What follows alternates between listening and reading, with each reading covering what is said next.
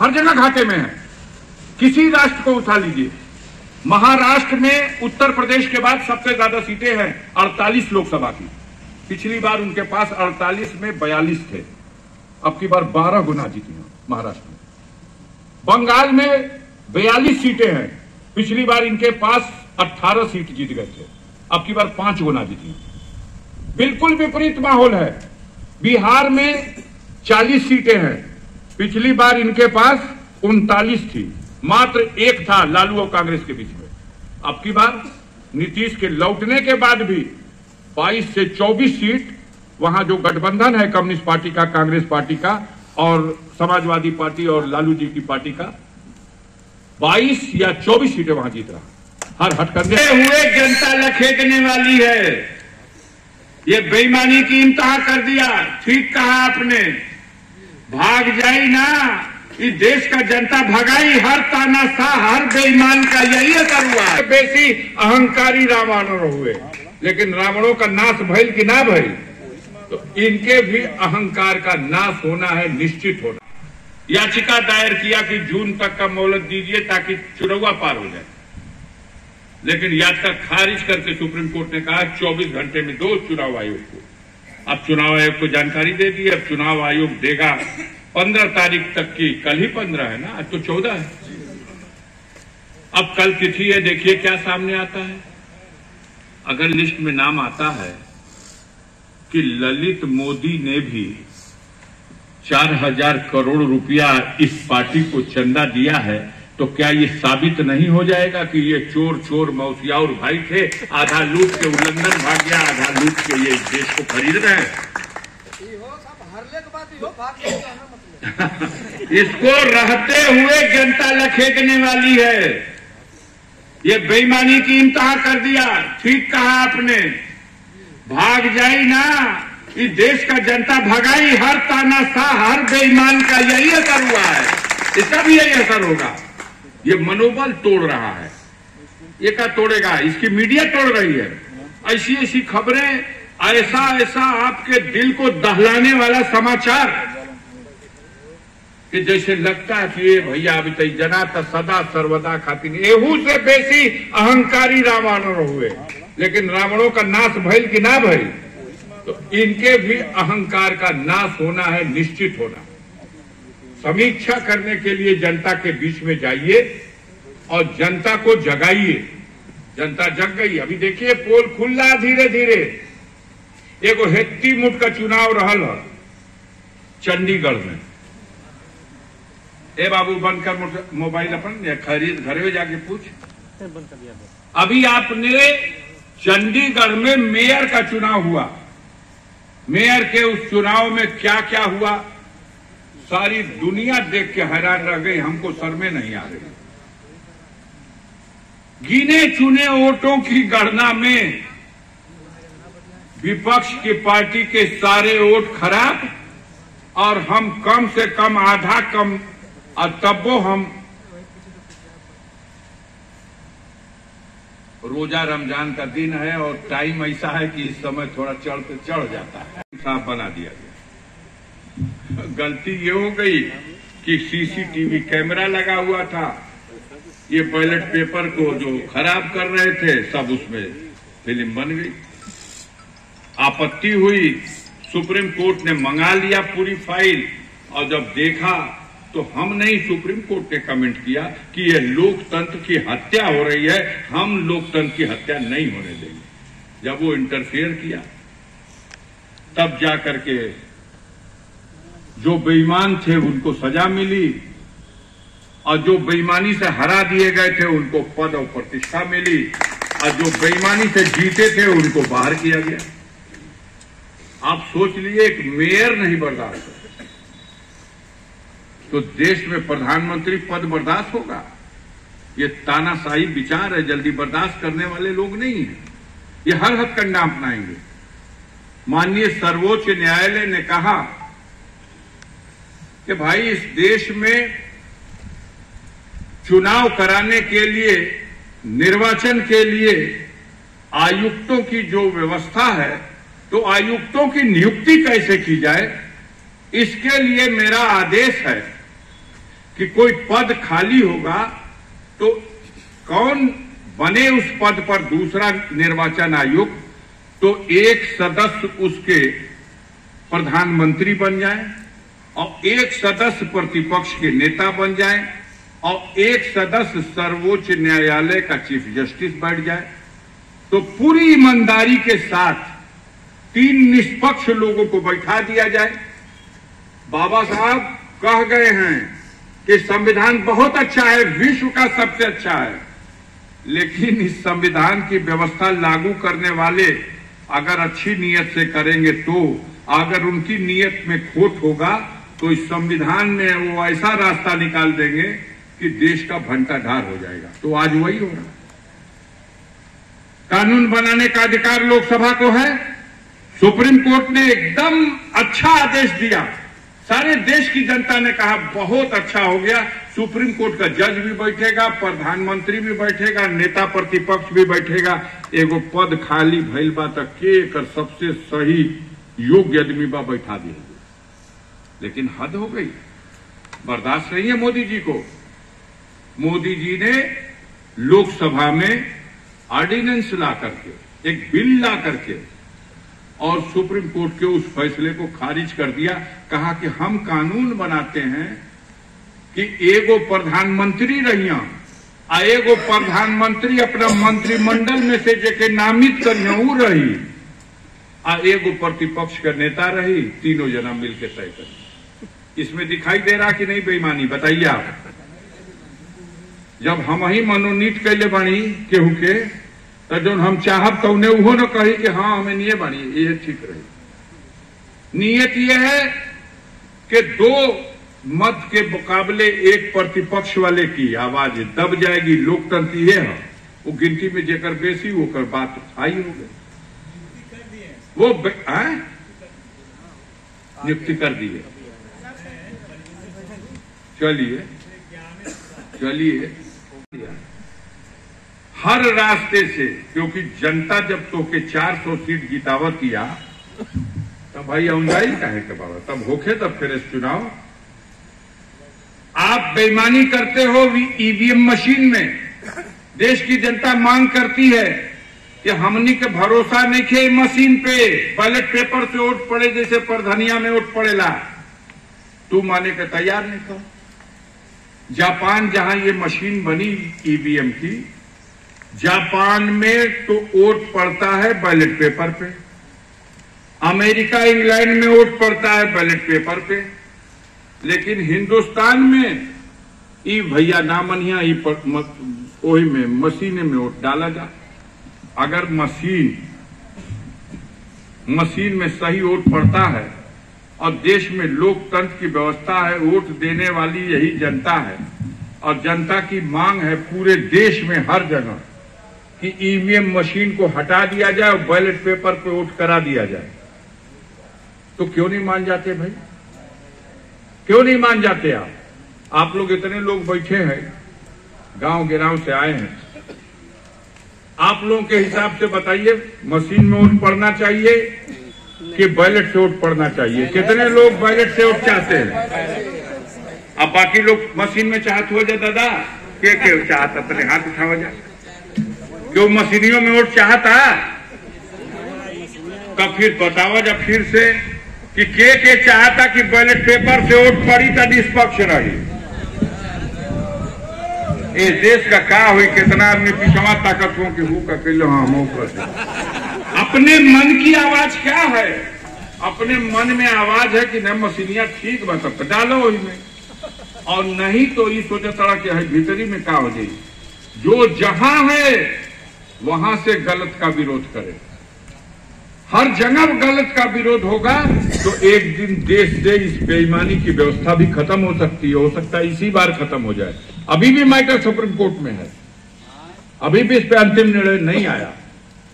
तो ऐसी स्थिति में आवश्यकता इस बात की है कि मोदी जी और उनकी टीम के लोग जो बेईमानी से इस चुनाव को जीतने के लिए सारे हथकंडे अपना रहे हैं, विरोधी दल के नेताओं के साथ भेदभाव करके झूठे मुकदमे में फंसा के उनको जेल में डाल रहे हैं।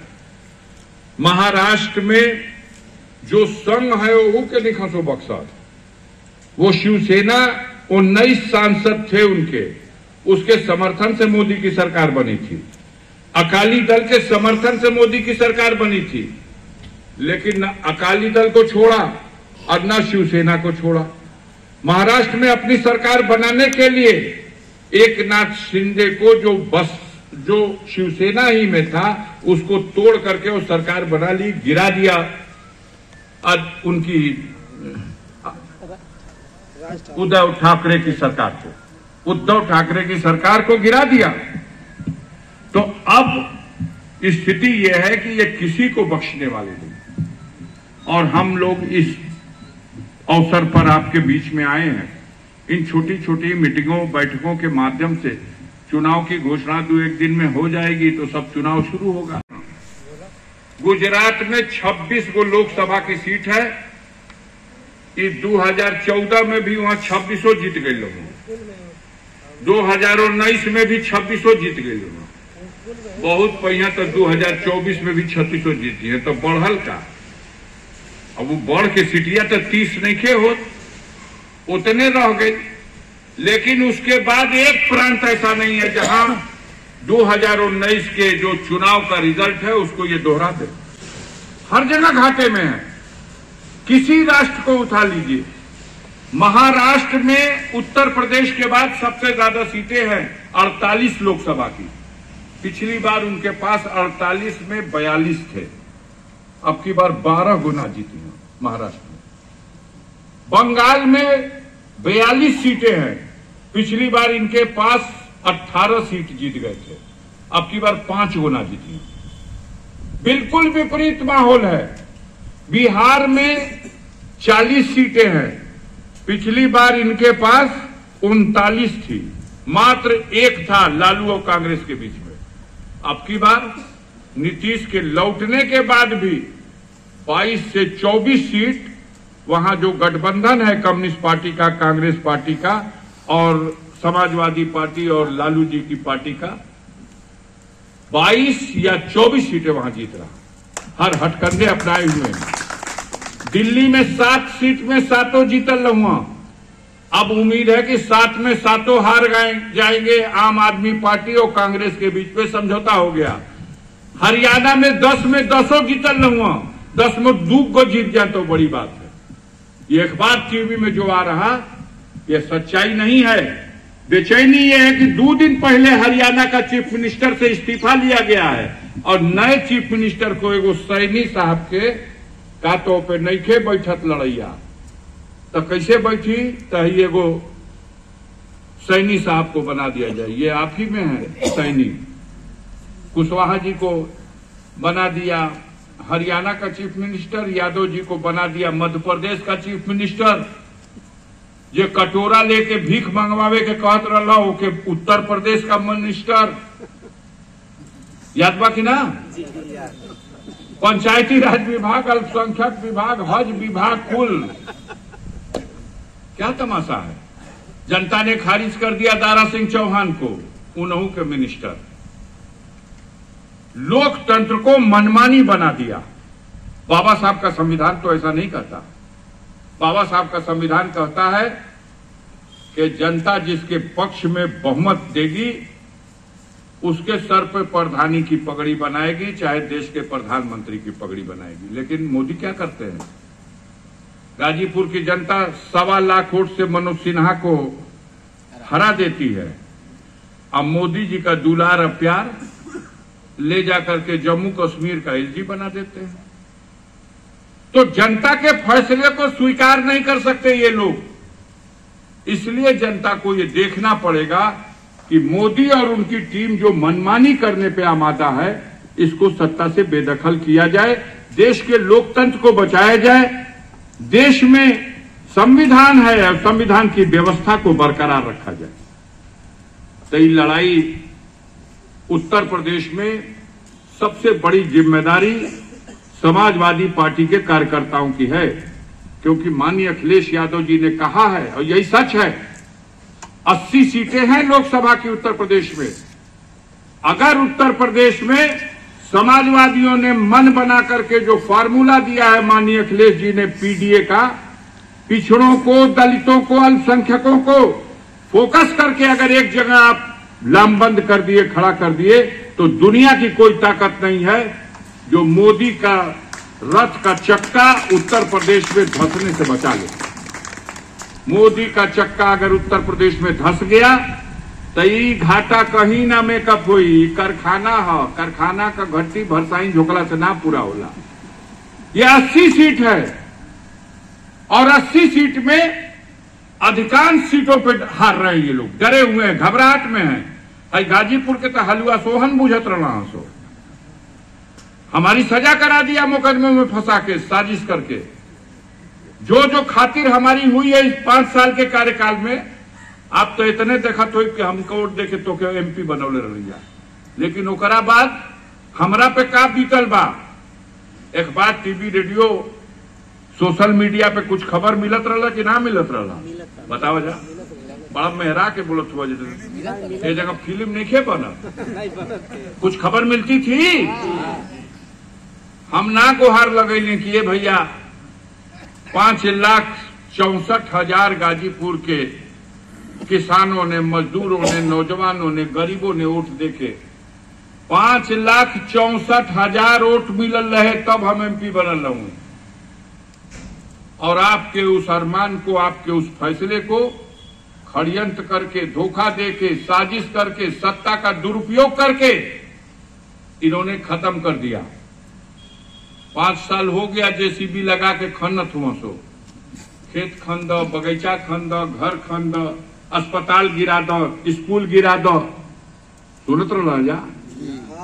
हमने कभी आवाहन नहीं किया आपका कि आइए हमें दर्द हो रही है, हमको दवा लगा दीजिए।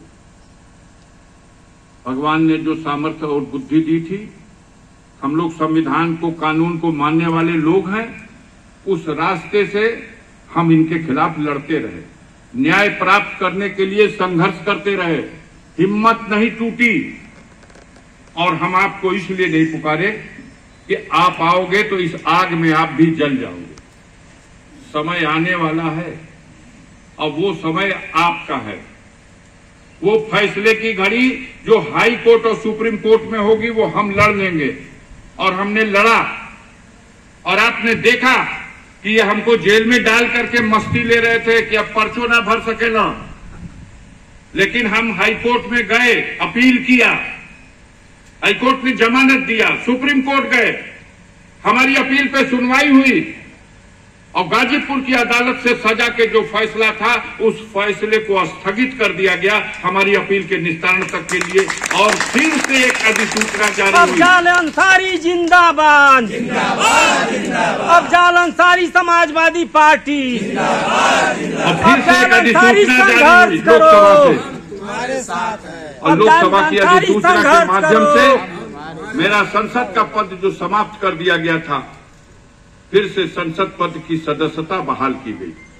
जब सर्वोच्च न्यायालय का आर्डर आया तब चुनाव आयोग ने चुनाव लड़ने से जो अयोग्य मान लिया था, अयोग्यता का आदेश समाप्त हो गया। अब मैं चुनाव लड़ने योग्य भी हूं और मैं अपने पद पर पदस्थापित भी हूं।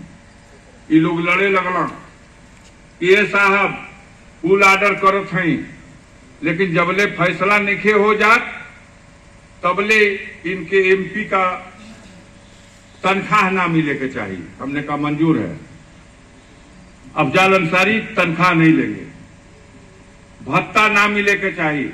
हमने कहा मंजूर है, हम भत्ता भी नहीं लेंगे। इन्होंने कहा दिल्ली में आवास की सुविधा हर सांसद को मिलती है, इनके ना मिले के चाहिए। हमने कहा दिल्ली में आवास की सुविधा भी हम नहीं लेंगे। इन्होंने कहा हर संसद सदस्य को रेल में यात्रा करने और जहाज में उड़ने का पास मिलता है, अफजाल अंसारी के ना मिले के चाहिए। हमने कहा हमें वो भी मंजूर है, हम जहाज में भी नहीं उड़ेंगे, हम रेल से भी यात्रा नहीं करेंगे जब तक कि अपील का फैसला ना आ जाए। लेकिन एक निधि का पैसा, जो एक सांसद की निधि का पैसा है, वो उस जिले के क्षेत्र की जनता का पैसा है। उस पैसे को गाजीपुर जिलाधिकारी के कोष में भेज दीजिए। मैं गाजीपुर के जनप्रतिनिधियों से प्रस्ताव लेकर के छोटे मोटे उनकी जरूरतों के काम के लिए प्रस्तावित कर दूंगा उस पर बजट कटवा दीजिए, ये कार्यकाल समाप्त हो जाए। अगले कार्यकाल के लिए जनता की अदालत में जो फैसला होगा वो मैं मंजूर करूंगा। प्रधान लोग गए ना कि हमारा गांव में 100 मीटर, 150 मीटर, 200 मीटर, 250 मीटर, एक लाल नया पैसा कोई माई का लाल नहीं कर सकता कि कमीशन की मांग में। इज्जत से बैठाया, पानी पिलाया और अपने लेटर हेड पे लिख के दे दिया।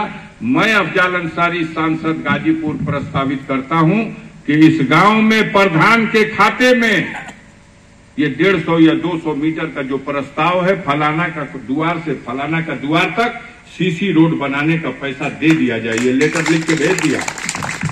अब पगला गए तो कि अरे दादा ये तो पूरा जिले में कुल पैसे बांट दिलस। लिखा पढ़ी दिल्ली, यहां अधिकारियों पर दबाव, रोका जाए, कैसहू रोका जाए, कैसहू कोनो बहाना कल जाओ, 1-2 दिन में अधिसूचना जारी हो जाए तो कुल ठप हो जाए। कैसे संघर्ष करना पड़ता है, कैसे लड़ना पड़ता है, हम क्या बताएं आपको। कैसे परिस्थितियों में हम लोग हिम्मत करके अभी लड़ रहे हैं। दूसरा होता तो नतमस्तक हो जाता, लेकिन हम नतमस्तक होने वाले लोग नहीं हैं। हम ऐसे परिवार से ताल्लुक रखते हैं जिस परिवार ने देश की आजादी के लिए कुर्बानी दी है, जिस परिवार ने मातृभूमि की रक्षा में कश्मीर में शहादत दी है। हम डरने वाले नहीं हैं। हम उन्हीं पूर्वजों का खून, डॉक्टर मुख्तार अहमद अंसारी, ब्रिगेडियर उस्मान साहब का खून मेरी रगों में है। हम लोग जुल्म के सामने डरने वाले नहीं हैं और जालिमों के सामने झुकने वाले नहीं हैं। सबसे बड़ा अपराध मेरा ये है कि जहां कहीं गरीबों पर कोई अत्याचार हुआ, सताया गया, रोता हुआ मेरे पास आया, मैंने न उसकी जात पूछी न उसका धर्म पूछा। इंसानियत के नाम पर गरीब का आंसू पोंछने का काम, उसकी लड़ाई लड़ने का काम, उसकी मदद करने का काम किया।